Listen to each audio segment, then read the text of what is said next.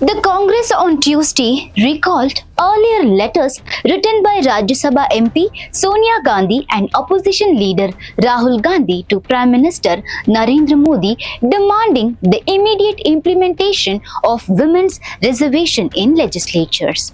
The party accused the Modi government of sleeping on the demand and now delaying it further by linking it to delimitation.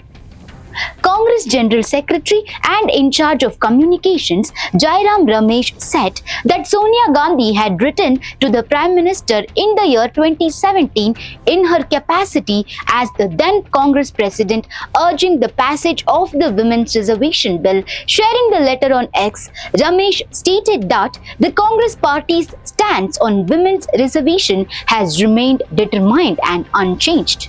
He alleged that it was the Modi government that failed to act on the demand and later attempted to delay its implementation by linking it to delimitation.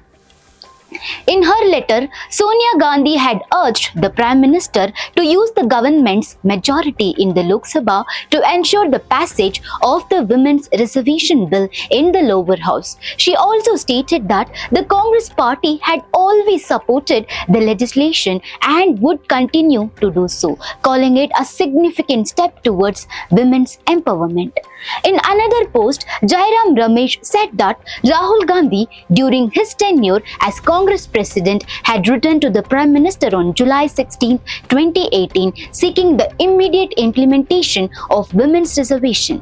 Ramesh noted that 8 years later, the Prime Minister was yet to act on the demand. He also shared Rahul Gandhi's 2018 letter, in which he had requested support to ensure the passage of the Women's Reservation Bill.